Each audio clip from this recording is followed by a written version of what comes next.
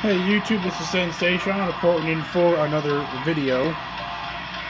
Today we're going to be kind of doing a follow-up, I guess more of a scripted video on the video that I did about why I buy brass.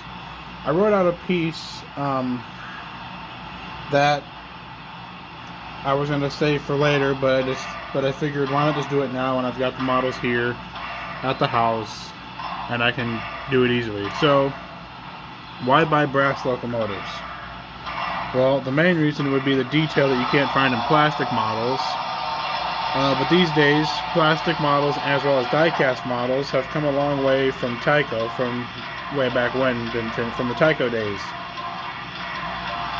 Like, this is the brass model here, or not the brass, the die-cast model, the MTH Big Boy. This is the brass model, Broadway Limited Brass Hybrid. This is a PFM brass nickel plate road Berk, and this is a West Side Models brass GS4. Now the main reason to buy a brass locomotive is to get the odd locomotives that are still not made in die-cast or plastic. For example, a Frisco 482 Mountain like 1522. I mean, you could kit bash it together and get a model of 1522, but it wouldn't look right. But you could also just buy the brass model, but you're looking to spend close to $800 to $1,000 for a brass model. There's one on eBay right now of 1522 with the auxiliary tender for $1,500. And, you know, I probably have that in all four of these locomotives. So for the price of one brass steam engine, I have four. The downside with buying a brass locomotive is it will have to be remotored to be able to run on DCC. On DC you can kind of get away with it having the original motor, but this one has been remotored. That one's been remotored. Now if you buy a Broadway Limited brass engine, it's already ready for being DCC. So, I mean, this came as DCC in sound, so there is nothing I had to do with it. And obviously the die-cast model, the big boy, comes as, you know, just ready to go out of the box, and you're put on the track and good to go. All you gotta do is set the address and that's it. I have three of brass steam engines. They're all sitting right here. There's the GNS2, the nickel plate road Berkshire, which is PFM, and the brass West Side Models GS4. This one is 4450. The nickel plate road Berk is 765, and the GNS2 is 2586. So by no means am I saying only buy brass locomotives. The majority of my fleet here, as you've seen in many of my videos, is primarily plastic and die-cast. In the past, I was firm on not buying any type of brass locomotive. I had refused to buy brass. That all changed when I decided to purchase a GNS2.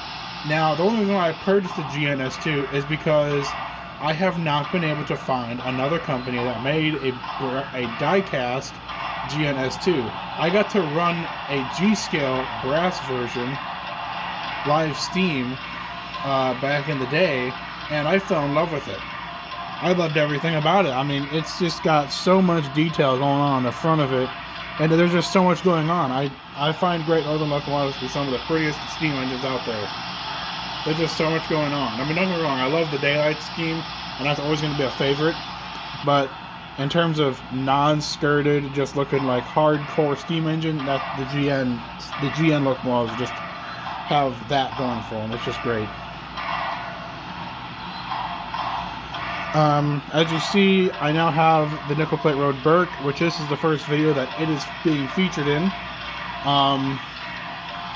This one's a PFM that I got from Howard Zane and Associates. A friend of mine on Facebook was actually selling it on eBay for him, and I bought it.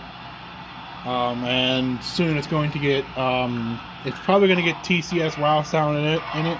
Right now it's not DCC'd. It's sitting on a dead track that I have. So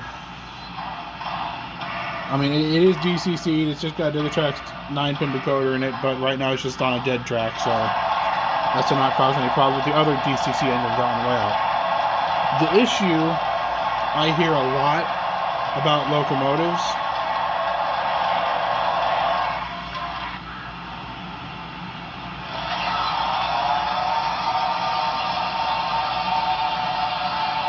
So the issue I hear mainly about brass locomotives is articulated brass locomotives like the 4884 Big Boy. That on all the plastic and die-cast models, the rear set of drivers, which is this set back here, can, if you can see it, they articulate. That would be the primary reason as to why people don't like the die-cast or plastic Big Boys, is because they are, quote, toy-like. But on a brass model, they don't articulate it. They don't articulate. They just are fixed to the frame, like on the real thing. Well, the whole reason why they articulate on a die-cast or plastic model is so you can actually use them on a train layout. See, there's these things called corners, and brass Big Boys don't exactly like corners very well, like a 28 or a 26, which is my minimum here on my layout. So a brass Big Boy would not run on that. A MTH Big Boy or an Athens Genesis Big Boy or an Athens or Bravo Limited Big Boy would run just fine on my layout. So, okay, for the prototype modeler, this isn't how Big Boys work. The rear set of drivers don't turn at all, only the front set does. Okay, great, where can I get my brass Big Boy? But wait, this is the downside of the brass Big Boy, is corners. It needs a huge radius in order to go around any kind of any sort of corner. You also have to then find the model, which is usually more than $2,000 in terms of getting one that's already painted. And then you have to add a motor to it, put DCC and sound into it, and that just creates even more problems, and that just puts more money into a locomotive. So I'm not saying that brass Big Boys are bad. I'm just saying, you know, I'm just giving you what I've seen overall. Brass Big Boys, they require a lot of work in order to get them to run right. But then again, so do all brass engines. This has to get remotored, and this one had to get remotored. So that's really the only downside of a brass steam locomotive. Corners will be an issue depending on what you get. Okay, so here are my final thoughts on brass steam engines or just locomotives in general. If you like brass locomotives, great. Keep buying them and keep the hobby alive. If you are like me, buy what you like or want or need. I don't need brass, but I have found brass at low prices on eBay and from fellow modelers. But no matter what you buy, enjoy the hobby for what it is. I know prices are crazy these days, and I'm sorry to say this, but Athens Genesis, Horizon Hobbies, is, you know, as crazy as it sounds, you know, they have a $750 price tag on the then latest Big Boy for the Promontory 4014. It's $750. Bravo Limited's Big Boy is about the same price, and it's die-cast, and the whistle smokes, okay? So it's a $100 whistle that smokes. That's pretty much what you're paying for. A $100 smoke unit, or $100 smoke unit. But, again, the only reason why the prices have gotten up so high is because look at how much detail is on all of these locomotives sitting right here in this video.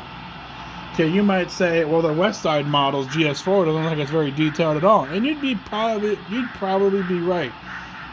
But the GS4 skirted in daylight scheme wasn't a very detailed engine to begin with. It had everything underneath all of the skirting here. Everything. Okay, you look at a nickel plate road Berk, and you see that there's so much going on everywhere. You look at a GNS2, there's so much going on everywhere. And then you look at a Big Boy, and you're like, It's huge. Okay, I know prices are crazy these days, but again, enjoy the greatest hobby in the world, and just look at how many people are in this hobby. We are probably over 1 million strong across the entirety of the world, and you know, there's 1 million people. Odds are someone has the same questions you're asking. So keep asking the questions, you know, keep the hobby alive, keep modeling what you like, keep buying what you like, you know, forget about the prices for a minute, and just enjoy the hobby. If you enjoy it enough, you will be willing to spend the money for it. Like me, I've got 60 locomotives in my entire fleet, if not more. And I probably have just a little over 250 pieces of rolling stock in my car list.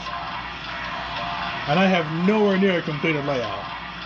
Okay, this is the third time this layout has changed. So, I mean, really, there's really not much more else to say about how awesome brass is, other than the fact that, you know, it's just cool.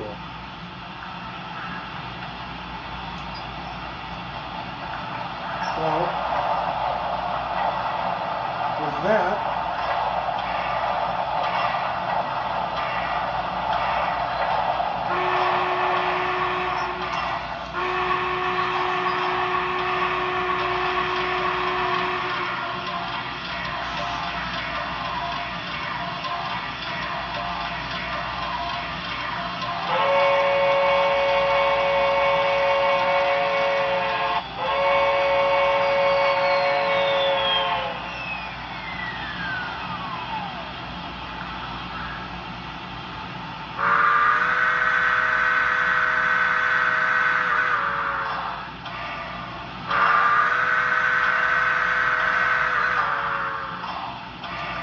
with that, I will send the daylight out.